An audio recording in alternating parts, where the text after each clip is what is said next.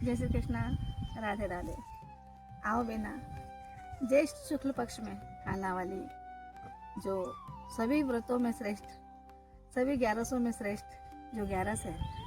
निर्जला 11 उसका बारे में आज आप श्रवण किया ना। निर्जला 11 भगवान श्री कृष्ण जी ने युधिष्ठिर जी पूछा है, तो भगवान श्री कृष्ण जी बताया है कि हे युधिष्ठिर, मतलब जो 12 महीना की जो 24 11 है और अधिक मास की जो 11 है, दो व्याकाओं भी ज़्यादा सबू ज़्यादा महत्वपूर्ण 11 है और जो सबू ज़्यादा मन प्रिय 11 है, जो मोक्ष प्रदान करने वाली है, जो वैकुंठ को बास देने वाली है, जो हर इंसान की हर मनोकामना पूरी करने वाली 11 अगर है तो बाहर निर्जला 11। निर्जला 11 भले ही अपनों ज़्यादा नहीं हो तो 5 11 7 21 या एक भी कर सको है, और निर्जला 11 को व्रत करके और मतलब एक अपना ने मोक्ष की प्राप्ति हुआ है। तो 11 की कथा जो है इस प्रकार आया है कि एक बार जो भीमसेन जी है, मैंने माता कुंती की है कि भीमसेन बोले देखो था का चारी भाई भी 11 को उपास करे है, द्रौपदी भी 11 को उपास करे, मैं भी 11 को उपास करूँ है, तो देखो स्वर्ग की प्राप्ति अगर चाहिए है तो मोक्ष के लिए सब अच्छी कोई चीज़ है तो वह है 11। तो बोले थे भी 11 को उपास कराया करो, महा तो बोले पूरी 11 उनको उपास करा है। तो भीमसेन हर बार मैंने टाल देता है। आखिर में जब मतलब बहुत दिन तक टालिया करे तो माँ मैंने हमेशा कहती कि देखो स्वर्ग और नरक दो चीज़ है। तो बोले स्वर्ग की प्राप्ति जो 11 को उपास करे है, मैंने भगवान 11 माता जो है वैकुंठ में बास है 11 माता को, तो बोले उन्हें स्वर्ग की प्राप्ति हो, वो भगवान स्वयं कृष्ण का धाम में आया है। तो है भीमसेन बोल था एक आधी तो 11 को उपास करो। अब देखो माँ ने तो कोई कहीं बोल नहीं सके, पर भीमसेन ने मालूम था कि मैंने भूख की सहन नहीं है, और जबकि माँ ने भी मालूम, माता कुंती ने भी मालूम है कि भीमसेन इतना बलशाली है और इतना मतलब ताकतवर जब है, माने उतनी मतलब खुराक भी चाहिए। तो भी माता जी मैंने हमेशा कहती बोले है भीम, बोले मोक्ष कर लिए, बोले स्वर्ग की प्राप्ति कर लिए, बोले थाने 11 मकसद करना चाहिए। तो मैं माँ ने कहीं नहीं कि जैसे 11 आना वाली ही भीमसेन जी बड़ा चिंतित हुईगा, बोले कि देखो बोले मारो 11 को उपास तो हो ही नहीं, मारा 5 4 ही भाइयों ने 11 को उपास करे, द्रौपदी उपास करे, माता कुंती उपास करे है, पर थोड़ी सी स्वर्ग और नरक की जो चिंता ही वह हमारे मन में सतान लग गई कि माँ कह रही है कि 11 को उपास नहीं करूँ तो स्वर्ग की प्राप्ति नहीं हो सके, सही में मैंने स्वर्ग की प्राप्ति नहीं हो, मैं नरक में ही नहीं हो, ये सब स्वर्ग में चल जा। तो मैं कहीं करे चिंता करता करता जो महर्षि व्यास आ व्याकन गया, महर्षि व्यास कन गया है, और महर्षि व्यास ने हाथ जोड़ा है, बोले हे गुरुजी, बोले हमारी जो माता कुंती है वे और हमारा 5 4 भाइयों ने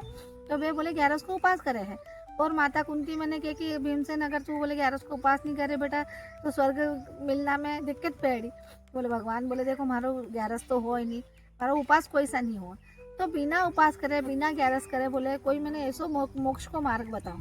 जी को, बोले मैंने भी स्वर्ग की प्राप्ति हो। तो जो महर्षि व्यास था वे बोलिया है कि बोले चलो, बोले भीमसेन एक काम करो, थे 12 महीना की 11 मत करो, अधिक मास की 11 मत करो, एक 11 तो कर सको है। तो बोले हाँ देखूँ कर सकूँ है, एक तो करूँ, बोले तो बोले कि तो फिर एक काम करो, सभी 1100 में श्रेष्ठ जो 11 है, निर्जला 11 बा 11 को बोले था उपास करो, भले 12 महीना कई मत करो उपास, पर एक निर्जला 11 को उपास कर लीजिए। उस दिन थाने ब्रह्म मुहूर्त में, मतलब एक दिन पहले ही संकल्प लेना पड़ा है मैं, तो बोले ब्रह्म मुहूर्त में उठ के बोले था थान जो भी जलपान करनू है वो ब्रह्म मुहूर्त में उठ के कर लीजिए, और बोले बिल्कुल मतलब निराहार तो रहना ही है, पर जल का बिना भी रहना, पानी भी नहीं पीना है। तो बोले ऐसा था एक ही उपास कर ले तो भी थाने मोक्ष की प्राप्ति हो जाए। तो मतलब कहना मतलब ये है कि जैसे यह 11 को उपास है स्वयं भीमसेन कराया है, तो भीमसेन फिर कई करे हुए 11 को उपास करे हुए,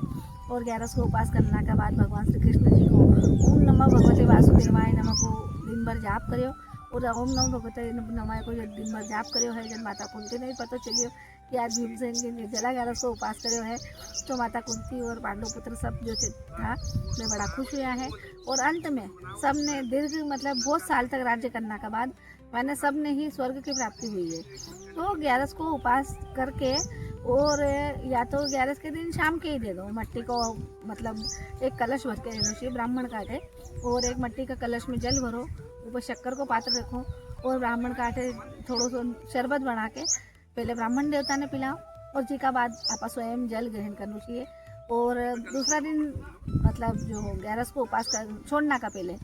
शक्कर को पानी भगवान ने पिला के,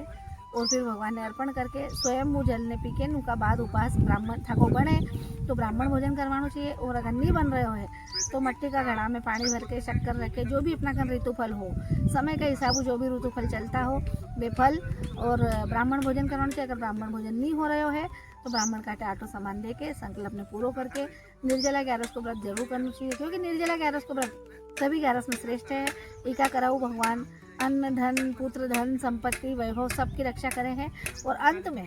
देखो मानव जीवन में या 84 लाख योनि में भटकना का बाद बड़ी मुश्किल हो मानव जीवन मिलियो है। और मानव जीवन में आना का बाद भी अगर आप इन्हें मुक्त करना को कोई साधन नहीं देखियो है तो फिर 84 लाख योनि में घूमना पड़ेगी। तो अगर अपना ने 84 लाख की योनि को चक्कर काटना बंद करना है, भगवान का अंत में बेकुंठ धाम जाना है, मोक्ष की प्राप्ति चाहिए,